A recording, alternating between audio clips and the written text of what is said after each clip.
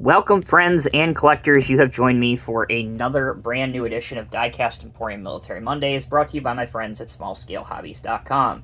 Be sure to check them out if you are into the military scale model hobby and or wargaming. They have everything you need, including the models you'll see in today's video, as well as decals, paint, accessories, and various other model kits.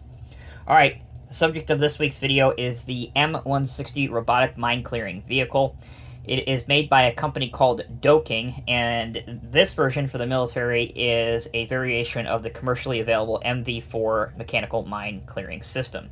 So, what is the big advantage of this vehicle, and why is it so instrumental to particularly the U.S. Army? Well, this is a fully autonomous vehicle, meaning that it can be operated from a dismounted standoff position that is well clear of the blast radius for mines or improvised explosive devices. Obviously, that means you're not putting a soldier or a group of soldiers or engineers or IED specialists, you're not putting them in a precarious or dangerous situation. So anytime that we can mitigate potential loss of life or severe injury, obviously that's a huge plus, at least in my book. So this thing, the M160, is available at least in 187 or HO scale kit form in 6 different variations. This week's episode will focus on the first 3, and then in a future episode we'll take a look at the other 3. Alright, so the U.S. Army began field testing this in 2017 before fielding it completely with full operational support at the end of 2020, so it is a relatively new vehicle to the arsenal. The models that you see in front of you are HO Scale Resin kits, 187 scale, by Trident. It is, if you look it up, called the M160 MV-4 Mine Clearing Robot. You can get all 6 versions as of the date that I am filming this review on SmallScaleHobbies.com, so again, look into that. I'll put a couple links down in the video's description. I said before that there are 6 different variations. There's a dozer, which is this variation with the dozer blade, a roller, seen here, a mechanical flail, F-L-A-I-L, seen here, and then the 3 versions that you don't see are basic variations of these castings. There is a manipulator arm, which essentially is like the flail version, but it has a large mechanical arm and outriggers that can obviously prosecute a mine or IED even better.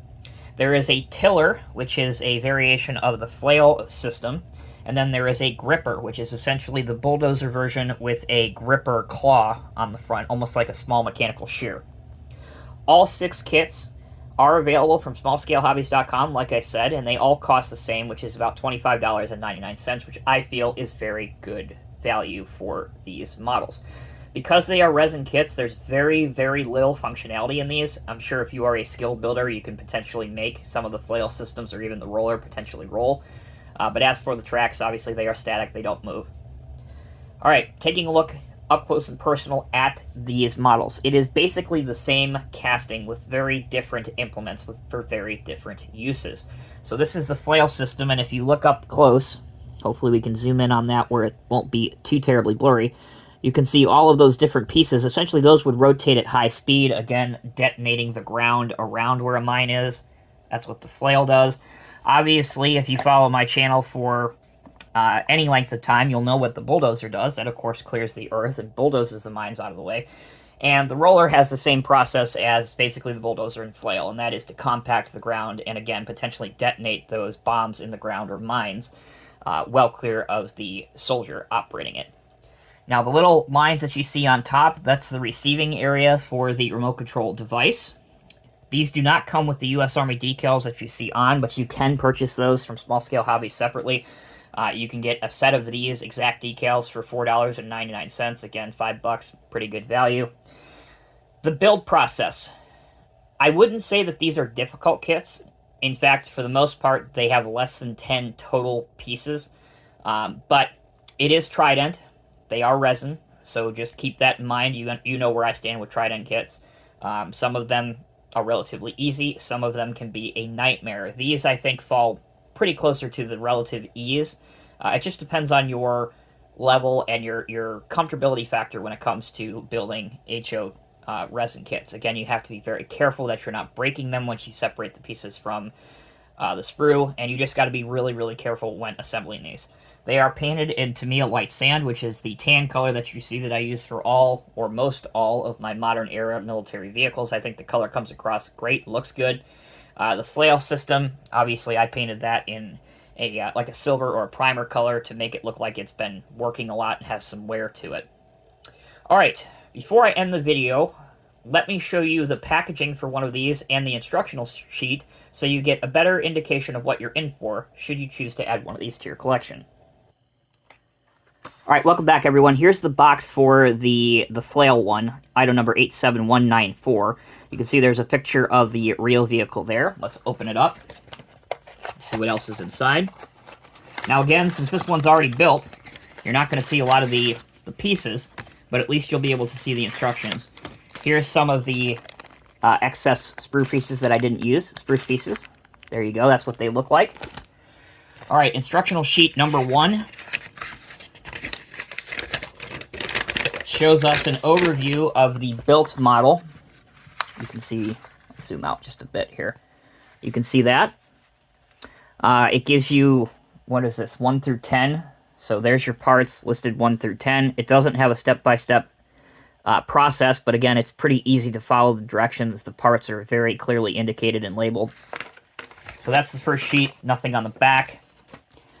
And then here is the other sheet, which is a list of the photo etched parts, which of course would be the flail piece that would go on the actual tilling system that rotates at high speed.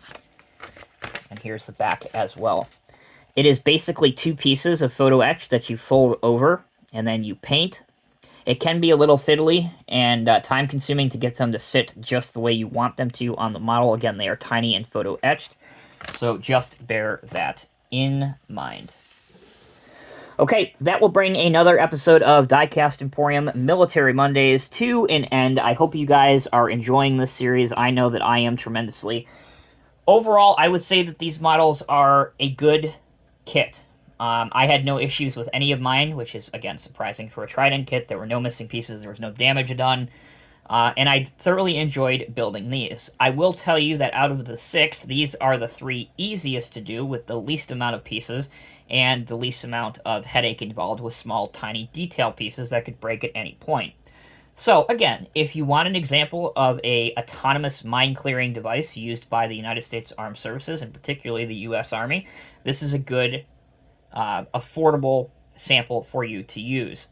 You can also use 1 or 2 of these in a small route or mine-clearing diorama by simply adding a couple more vehicles to your scene. So let's have our vehicles out here, doing their thing. Again, we will zoom out. And we'll add a couple more, like a buffalo and a husky. Both of these are 3D printed kits, currently not available from SmallScaleHobbies, but you can find them elsewhere. Alright, that'll wrap up today's video. Thank you all so very much for watching. Until next time, take care, be well. I'll see you in the next review.